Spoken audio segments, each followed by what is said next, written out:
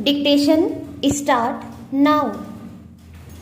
I am delighted to be here today to address the Conference of Governors.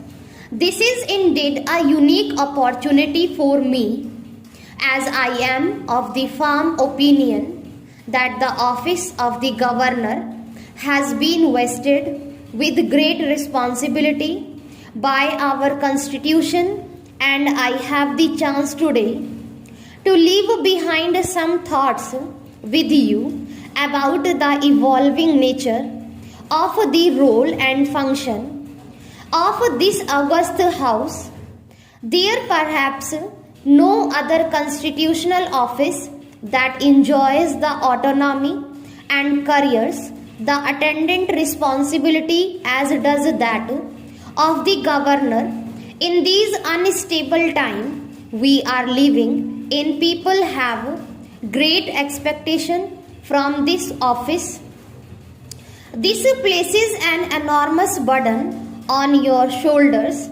It also gives you the opportunity to do good. The role of the governor has varied over time and space and has come under close public scrutiny.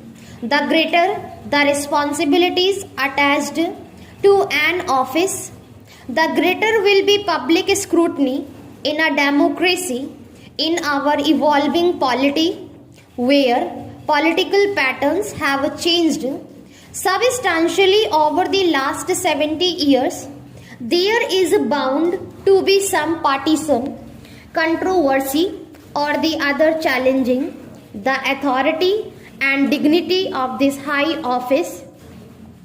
This places an added burden on your shoulders to rise above partisan politics while discharging your constitutional obligations.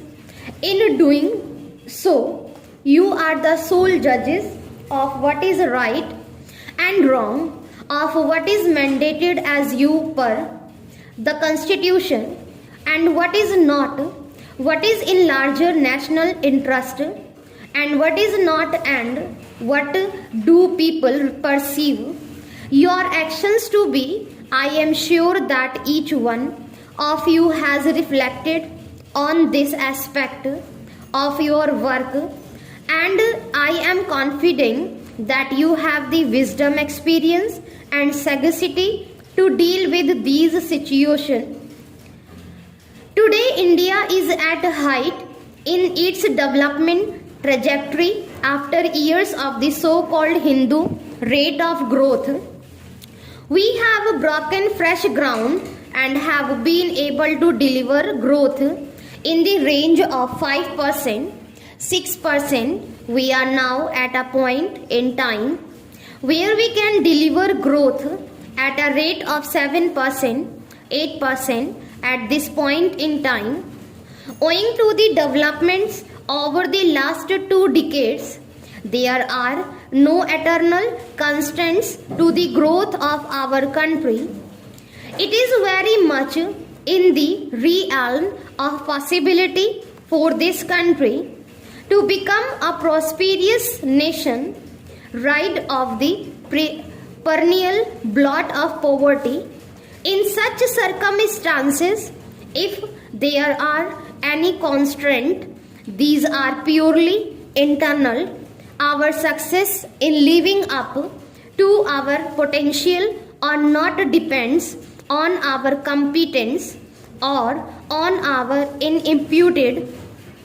No external force can be blamed if we do not rise up to global expectations. Therefore, I will emphasize that it is an obligation for all of us in this august gathering to reflect on our roles in ensuring that the process of developing are allowed to take place unhindered.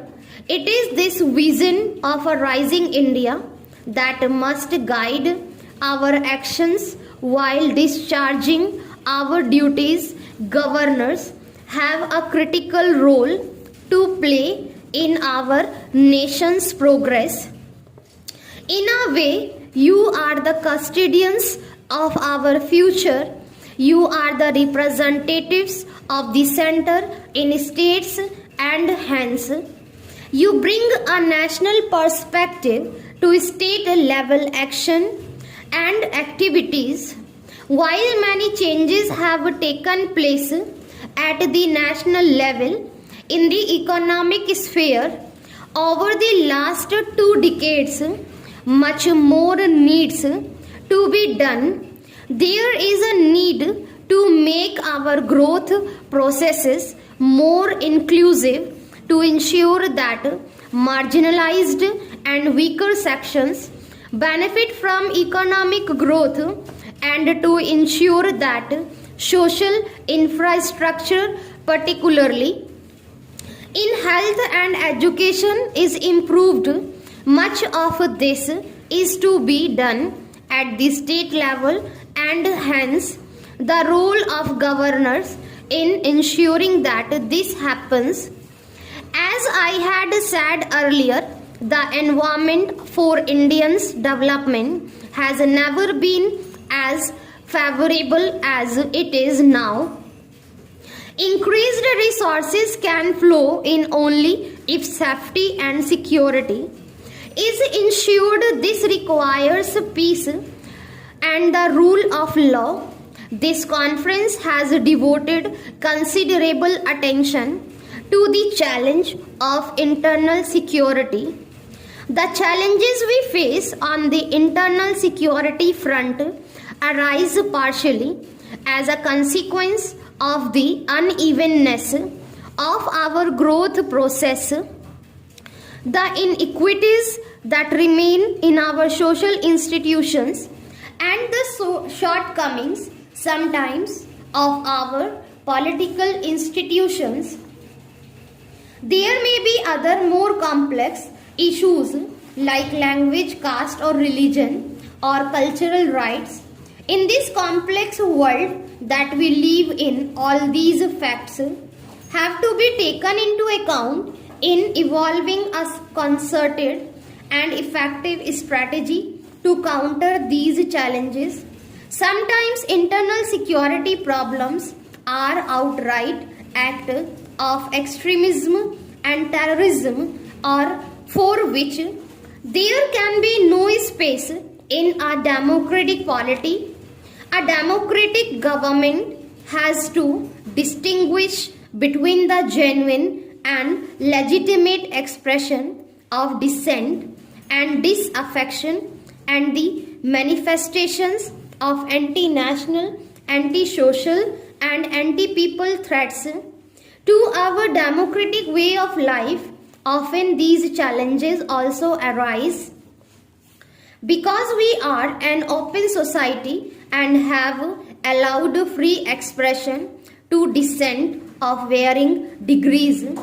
This is not our weakness but our strength.